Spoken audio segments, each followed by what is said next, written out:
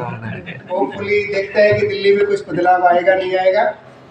तो जहाँ तक अब हार्ट की डिजीज़ के बारे में सवाल है और हार्ट की ऑपरेशन के लिए जो सुविधाएं हैं, तो सबसे पहले मैं आप लोगों को ये इन्फॉर्म करना चाहूँगा कि अब अपोलो हॉस्पिटल में जो एक रोबोटिकली असिस्टेड स्मॉल इंसिजन सर्जरी है हार्ट की, वो अवेलेबल है। पिछले 2-3 साल से रेगुलर हो रही है। फिर एक बहुत डिफरेंट प्रोग्राम जो कि पूरे नॉर्थ इंडिया में कहीं रेगुलर प्रोग्राम नहीं है, हार्ट ट्रांसप्लांट का। क्योंकि अभी तक क्या है कि नॉर्थ इंडिया के जो मेजॉरिटी ऑफ द पेशेंट है जिनको हार्ट ट्रांसप्लांट की ज़रूरत होती है हार्ट फेलियर के लिए, उनको साउथ में, चेन्नई में, हैदराबाद में, बेंगलोर में जाना पड़ता है। तो अब पिछले 4 या 5 साल से अब अपोलो में हार्ट ट्रांसप्लांट रेगुलर हो रहा है। दूसरा, अपोलो में एक और ट्रांसप्लांट अभी हमने पिछले शुरू किया है और अभी 2 हफ्ते पहले ही पहला केस किया है, वो है डबल लंग ट्रांसप्लांट। तो अब अपोलो में लंग ट्रांसप्लांट भी अवेलेबल है। इसके अलावा हार्ट की और भी एडवांस जो ऑपरेशन की सुविधाएं हैं, जैसे कि आर्टिफिशियल हार्ट और लेफ्ट वेंट्रिकुलर असिस्ट डिवाइस, वो भी अब रेगुलर अपोलो में ऑपरेशन हो रहा है। तो ये कुछ नई डेवलपमेंट है जो कि हार्ट सर्जरी के फील्ड में अपोलो में ये सुविधाएं अभी पिछले 2-3 सालों में उपलब्ध हैं और रेगुलर तरीके से लोग इनका लाभ उठा रहे हैं। इसके अलावा जो आज एक मेन पर्पज़ है हमारा करनाल में आने का, वो है कि ये लोगों को जागरूक करना, क्योंकि हार्ट डिजीज़ है ये बहुत तेज़ी से इंडिया में बढ़ती जा रही है। अभी तक जो हमारा कंसेप्ट था पब्लिक हेल्थ का, वो था कि पब्लिक हेल्थ होती है कि मलेरिया, ट्यूबरकुलोसिस, डायरिया, बच्चों की तकलीफ़ें, उनके ऊपर ध्यान रहता है कि ये पब्लिक हेल्थ का विषय है। लेकिन अब पिछले 10-15 साल में जो पब्लिक हेल्थ है उस पे से ध्यान हटा है, क्योंकि जैसे जैसे हमारे इंडिया में प्रॉस्पेरिटी बढ़ी है, रहन सहन बढ़ा है, लाइफस्टाइल चेंज हुआ है, तो जो एक नेचुरली गरीबी तबके की बीमारियां थी कि टीबी हो गई, लूज मोशन, डायरिया हो गई, डेथ हो गई, निमोनिया हो गया, वो सब है ना, मलेरिया बहुत ज़्यादा होता था, वो अब बहुत कम हो गया है। और जो ये लाइफस्टाइल रिलेटेड डिजीज़ हैं, खान पान की वजह से डिजीज़ है, डायबिटीज़ है, हाई ब्लड प्रेशर है, ओबेसिटी है, मोटापा है, और इन सब की वजह से जो हार्ट की बढ़ती हुई बीमारियां हैं, हार्ट की आर्टरी में ब्लॉकेज होने की वजह से हार्ट एंजाइटी जा रही है। तो ये पिछले कई टाइम से जो मेडिकल एसोसिएशन थी और जो सोसाइटीज़ थी, वो इसके बारे में आवाज़ उठा रही थी कि ये इंडिया में इस टाइम एक बहुत ज़्यादा ज्वलंत इशू है। 10% पॉपुलेशन इंडिया की जो एडल्ट पॉपुलेशन है, वो अपने लाइफ टाइम में कभी न कभी उसको हार्ट डिजीज़ का सामना करना पड़ेगा और ट्रीटमेंट लेना पड़ेगा। तो इसके लिए हम इसको प्रिवेंटिव स्टेप क्या ले सकते हैं कि हम अपने खान पान का ध्यान रखें, हम अपना रेगुलर चेकअप कराएं और अपना लाइफस्टाइल चेंज करें, स्ट्रेस कम करें, फिजिकल एक्टिविटी ज़्यादा करें। तो इसके बारे में भी हम शाम यहाँ पे भी चर्चा कर रहे हैं, और इसके बारे में हम शाम को एक जो सोसाइटी है भारत विकास परिषद, उसके साथ भी हम वहाँ पे जो मुख्यगण है और पब्लिक है उसके इस बारे में, प्रिवेंटिव हेल्थ के बारे में चर्चा करें। प्रोफेसर में कितने मरीजों की संख्या होगी लगभग होता है? देखिए सर, अगर भारत में 140 करोड़ पेशेंट लोग हैं इस टाइम, तो आप समझ लीजिए कि 10% लोग ऐसे हैं जिनको हार्ट की किसी न किसी तरीके से कोई ना कोई कंडीशन प्रेजेंट है। डायबिटीज़ है, हाइपरटेंशन है, हार्ट में ब्लॉकेज है, या तो वो दवाई खा रहे हैं या उनको जरूरत पड़ेगी। ये इतनी बड़ी संख्या है। और एक और इसके बारे में जो एक बड़ा इंटरेस्टिंग फैक्ट है कि जो 25 से 70 ईयर की एज में जो डेथ होती है, वो 25% डेथ हार्ट डिजीज की वजह से होती है। आप समझ दें कि जो एक आदमी की वर्किंग पॉपुलेशन, जब वो जिस उम्र में आदमी के ऊपर अपने पूरे परिवार का, पूरी सोसाइटी का दारोमदार रहता है, बच्चों का, पेरेंट्स का, कमाने का, उसमें जो 25% डेथ है उस एज ग्रुप में, वो हार्ट डिजीज की वजह से है। नहीं, जब 17 साल 25 साल से कम लोगों को हार्ट फेलियर के केस है, हार्ट ब्रेक के केस है। देखिए, जो इस तरह के जो एक्सेप्शनल केसेस होते हैं, वो जनरली जो हम ट्रेडिशनल हार्ट डिजीज की बात करते हैं कि हार्ट की आर्टरी में ब्लॉकेज हो गई, कोलेस्ट्रॉल जम गया, कैल्शियम जम गया, वो जनरली इस वजह से नहीं होते। उनमें कोई डिफरेंट डिजीज होती है, या तो हार्ट की मसल वीक होती है जिसको हम कार्डियोमायोपैथी बोलते हैं, या फिर उनमें कोई ऐसी कंजेनिटल हार्ट डिजीज होता है, हार्ट डिफेक्ट होता है जो कि डायग्नोज नहीं रह पाया और उसकी वजह से सडन उनको डेथ होती है। क्या कोज है इसके, क्या प्रिवेंटिव स्टेप उठाए गए हैं इसको बचने के लिए, क्या कोज रह रहा है आजकल? सबसे ज़्यादा तो अगर जितना यंग पर्सन है और जिसमें हार्ट डिजीज है, सबसे बड़ा कारण है smoking and lack of exercise. तो अगर आप कहें कि कोई 31 साल के आदमी को हार्ट अटैक आ गया या हार्ट की डिजीज हो गई, तो उसका मतलब स्मोकर है मोस्टली और सीडेंटरी लाइफस्टाइल है।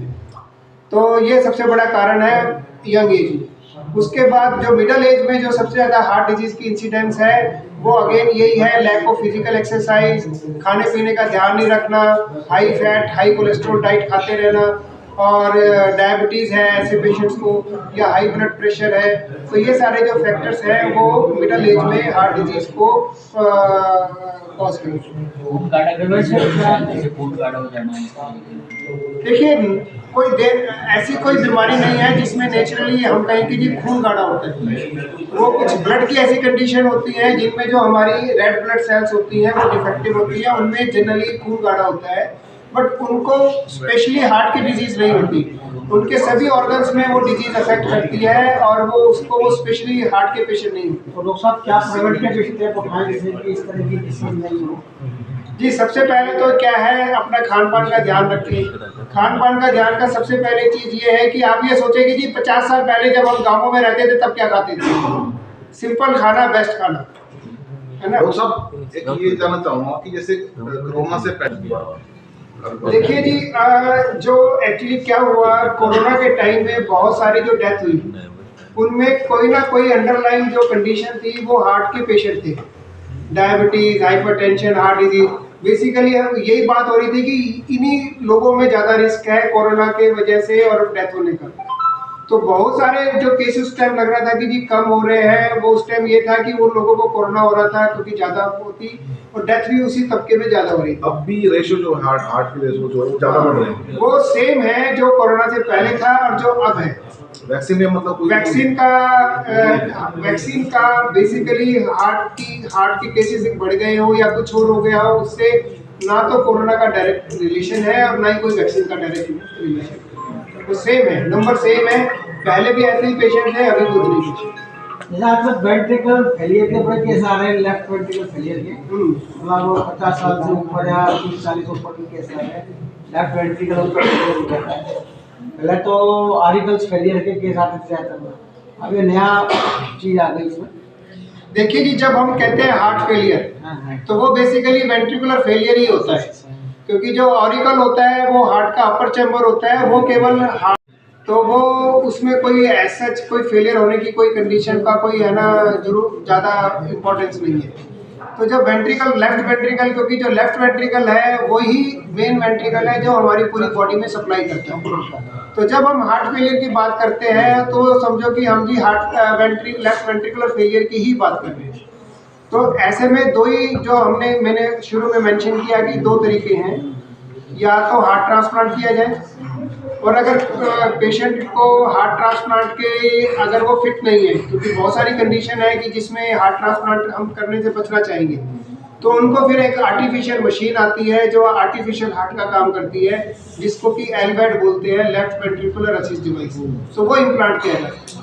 और अपोलो में, नॉर्थ इंडिया में अपोलो एक ऐसा सेंटर है जिसमें ये दोनों चीज़ें रेगुलरली अवेलेबल है। डॉक्टर साहब, इसमें क्या कितनी सच्चाई है कि सब्जी छोंक कर ना खाए, पानी में सब्जी छोंक? देखिए जी, हल्के ऑयल में छोंकने से कोई नुकसान नहीं होता। घी ज़्यादा तेल नहीं जी, बिल्कुल ये नॉर्मल क्वांटिटी में। मैंने क्या कहा, मैंने कहा कि आप ये सोचिए कि जी 50 साल पहले हम अपने गांव में कैसे खाना खाते थे। सिंपल खाना खाते थे, नॉर्मल खाना खाते थे, उसमें हम घी भी यूज़ करते थे, देसी घी भी यूज़ करते थे, गुड़ भी यूज़ करते थे और शक्कर भी यूज़ करते थे, चपाती भी खाते थे। और वही बात है, उस टाइम हम यहाँ पे हरियाणा में तो बाजरे की रोटी चलती थी, हमने बाजरा छोड़ के गेहूँ ले लिया, है ना, और मोटा चावल। तो ये सब जो सिंपल खाना है, और फिर दिन में कम से कम 2 या 3 बार 2 या 3 फ्रूट खाने चाहिए और 2 या 3 कटोरी सब्जी खानी चाहिए। जो सब्जी ऐसा है कि वो कहते हैं कढ़ाई पनीर या शाही पनीर टाइप ना बनाऊँ, बट नॉर्मल क्वांटिटी के घी में या नॉर्मल क्वांटिटी के मसालों में या ऑयल में कोई प्रॉब्लम नहीं। और जब कुछ ज़्यादा टेस्ट भी तो होना चाहिए। अगर सब्जी का टेस्ट ही नहीं आएगा तो दिमाग खराब होता रहेगा, फिर बाजार में जाके छुप के समोसा खा लोगे। नहीं, मेरा मानना है कि जंक फूड जो आजकल चल रहा है, जंक फूड वो भी नुकसान दे रहा है। देखिए जी, टेस्ट को तो कोई नहीं हरा सकता, टेस्ट तो सबको चाहिए। तो ऐसा नहीं है कि जी आपने हफ्ते 10 दिन में है ना मन किया खा लिया। ग्लूटेन होता है तो वो पहले भी था डॉक्टर। हाँ जी, पहले भी है। और ग्लूटेन कोई ऐसी खराब चीज़ नहीं है। ये है कि ग्लूटेन है जो कई लोगों में इसकी टॉलरेंस नहीं होती। अब वो या तो है ना, तो उनको कुछ ना कुछ सिम्टम्स होते हैं, गेहूँ उनको पचता नहीं है, तो वो अवॉइड करें। हॉस्पिटल में मैं ज़्यादातर ब्रेन ट्यूमर्स, ब्रेन की सेरेब्रोवास्कुलर डिजीज जिसमें कि स्ट्रोक, ब्रेन एन्यूरिज्म, ब्रेन में फट जाना, हिमरेज होना, वो, और उसके अलावा रेडियो सर्जरी जो हमारी ये मशीन है जिसमें बिना सर्जरी के द्वारा हम ब्रेन ट्यूमर्स का इलाज करते हैं। ये 3 मेरे मेन एरियाज ऑफ इंटरेस्ट हैं। इसके अलावा हम स्पाइन की भी सभी तरह की सर्जरी करते हैं। आज शाम को जो हेल्थ टॉक होने वाली है उसमें बैक पेन, नेक पेन जो हमारी, वो भी जैसे सर ने बताया एक लाइफस्टाइल रिलेटेड डिजीज है। आजकल सबको disc, sciatica, hernia, disc herniation, ये सब हो रहा है उसके बारे में। उसके अलावा सभी तरह के ब्रेन ट्यूमर्स, मिनिमल इन्वेसिव, नाक के द्वारा, सिर में छोटे से छोटे छेद के द्वारा, उस तरह की सारे सर्जरीज की जाती है अपोलो हॉस्पिटल में। ब्रेन में किए जाने वाले खून की नलियों के बाईपास भी करते हैं, जैसे सर ये हार्ट में बताया उसी तरह काफ़ी क्रिटिकल सर्जरीज है जो बहुत ही कम सेंटर्स हैं देश में जिनमें हो रहा है। और इसके अलावा कई बीमारियां होती हैं जैसे कि जिनको फंक्शनल डिजीजेस बोलते हैं, जैसे पार्किंसंस, डिस्टोनिया, ये सारे होते हैं। उसमें डीप ब्रेन स्टिमुलेशन होता है जिसमें एक इम्प्लांट लगा दिया जाता है, ब्रेन में इलेक्ट्रोड्स लगाते हैं उसको कंट्रोल करने के लिए। वो सर्जरी भी अपोलो में अवेलेबल है, की जाती है, जो कि बहुत कम सेंटर्स हैं नॉर्थ इंडिया में, नॉर्थ पूरे देश में जो कि ये सब काम कर रहे हैं। तो हमारा महीने में ऑलमोस्ट 80 से 100 केसेस के बीच में सर्जरी होती है, neuro surgery, one of the largest centre corporate private hospitals में इंडिया में। और सभी तरह के complex cases, complicated cases, even head injury, road trauma, accident, सब तरह के केसेस हमारे यहाँ पे किए जाते हैं। तो डॉक्टर कहा जाता है साइकिल चलाने से मतलब जो न्यूरो से संबंधित बीमारी होती है, मांसपेशियां वो कम होती हैं। आप फिट रहोगे तो आपको बाकी सारी बीमारियां कम होंगी। अगर आप इवन साइकिल चलाना नहीं है, साइकिल चलाना जो जिसको हो जाती है, वो कुछ मरीजों के लिए बोला जाता है कि स्विमिंग करना या घर पे जो साइकिलिंग जो वैसे वाली होती है, ट्रेडमिल होती है, वो सब करना थोड़ा बेहतर होता है उनके लिए जिनको ऑलरेडी डिस्क से संबंधित दिक्कत हो रही है। उनके लिए स्विमिंग बहुत अच्छी एक्सरसाइज एक होती है, साइकिलिंग भी अच्छी होती है, थोड़ा आगे झुक के वो करते हैं, तो सीधा जैसे रनिंग करने में उनको कभी कभी दिक्कत होती है उन केसेस के लिए। बट अगर आप रूटीनली साइकिल चला रहे हो, आपको आधे से ज़्यादा बीमारियां वैसे ही नहीं होंगी, आप फिट रहोगे, आपकी capacity, muscles, everything will be better. क्या रीजन रहते हैं जैसे बैक बोन के, बैक पैन के, नर्व पैन के? तो सबसे खराब तो उसमें बेसिकली लाइफस्टाइल रिलेटेड डिजीज है। सबसे ज़्यादा आपका वजन, अगर आपका वेट ज़्यादा है, आप मोटापा है, काम बहुत, आप ज़्यादातर समय जो है आप इसमें चेयर पे बैठ के काम कर रहे हो, उसके बाद आप जब घर पे भी जा रहे हो तो आप टीवी देख रहे हो, आप ऐसे बेड पे टेढ़े पोस्चर में, तो आपका वेट, योर पोस्चर, किस तरह आप सारा दिन, आपका लाइफस्टाइल, कैसी आप बैठ के काम करते हैं, क्या आपका ट्रैवलिंग वाला जॉब है, फिर या जैसे कई लोग जो मैकेनिकल लेबर्स होते हैं जिनको वजन ज़्यादा उठाना होता है काम के दौरान, उन लोगों में बैक पेन की दिक्कत हो सकती है। या फिर कई बार जैसे कि उसमें लाइक डॉक्टर्स, डेंटिस्ट, इन लोगों को भी होता है, जैसे ऑपरेशन करते हैं, सर करते हैं लंबी सर्जरी, आप एक खराब पोस्चर में लगे हुए, इनको भी हो सकता है। और उसके अलावा अगर आप फिट नहीं रहते, आप मतलब थोड़ी बहुत बेसिक एक्सरसाइज नहीं करते अपनी कोर स्ट्रेंथनिंग के लिए, गर्दन और कमर की मसल्स के लिए, उन केसेस में ये सब दर्द और मैट्रिक्स भी रीजन होता है, जैसे मैट्रिक्स होते हैं गद्दे वगैरह, वो रीजन नहीं होता, वो जब आपको दिक्कत आनी शुरू हो जाती है उसके बाद कंफर्ट देने का रीजन होता है। तो आपका गद्दा अच्छा होना चाहिए हमेशा, उसमें कोई वो नहीं है, ऐसा कोई वो नहीं। लोग बोलते हैं कि हार्ड उस पे सो, जमीन पे सो, फ्लैट उस पे सो, तो वो हम नॉर्मल आदमी के लिए ठीक है, बस जिसको दिक्कत होनी शुरू हो जाए उसके लिए मैट्रेस फर्क करती है। अदरवाइज तकिया आपके कंफर्ट के लिए होता है, उसका साइज और शेप और वो सब जो आपको सूट करती है वो आपके लिए होता है। कोई स्टैंडर्ड, कोई प्रोटोकॉल नहीं है कि इस गर्दन की बीमारी है तो उसको बड़ा तकिया चाहिए, छोटा चाहिए, सॉफ्ट होना चाहिए, कंप्रेसिबल होना चाहिए, आपको कंफर्ट डिस्कंफर्ट नहीं होना चाहिए। सर हेडेक से अगर कुछ हेडेक है तो उसमें भी कोई ब्रेन की दिक्कत हो सकती है? अगर आपको हेडेक है तो हेडेक तो जनरली बहुत कारण होते हैं हेडेक के, जैसे कॉमनली माइग्रेन आप एक सुनते हैं, माइग्रेन की कोई स्पेसिफिक एमआरआई में कोई चीज़ दिखाई नहीं देती, तो उसके कुछ डायग्नोस्टिक क्राइटेरिया होते हैं, वो अगर फिट होते हैं तो माइग्रेन उससे दवाइयों से ठीक किया जाता है। उसके अलावा क्लस्टर हेडेक, टेंशन हेडेक, हेमिग्रेनियल, ये सब होते हैं। लेकिन इन सब में रेड फ्लैग साइंस होते हैं जिससे पता चलता है कि ब्रेन में कुछ दिक्कत तो नहीं है। तो सबसे बड़ी चीज़ आपका हेडेक या तो सुबह उठते ही हो रहा है, प्रोग्रेसिवली बढ़ रहा है, दवाई खाने से भी ठीक नहीं हो रहा है, पूरे सिर में हो रहा है।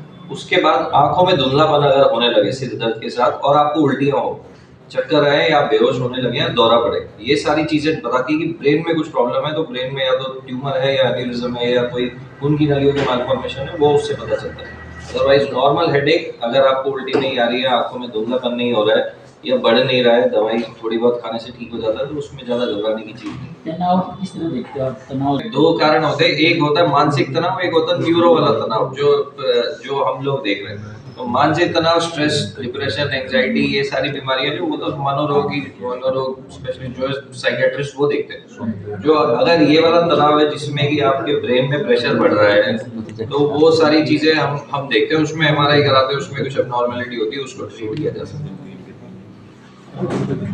तो जो आएंगे, जैसे मैं रहेंगे, उनकी अटेंडेंस जाएगी, उनके नंबर जाएंगे, तो उसके बाद कार्ड्स बन के उनको आ जाएंगे। उसमें प्रिविलेजेस क्या क्या है? इसमें 15% discount on preventive health checks, दूसरा है 15% discount on OP investigation and diagnostics, तीसरा 10% discount on bed charges and IP investigation, 10% discount on packages, 15% discount on physiotherapy, single window doctor help desk. तो ये सब प्रिविलेजेस उनको मिलेंगे कि ये जो कार्ड दिखाएंगे वो मेंबर्स के, हमने अपोलो का एक प्रोग्राम अटेंड किया था, तो उनके लिए लाइफ टाइम है।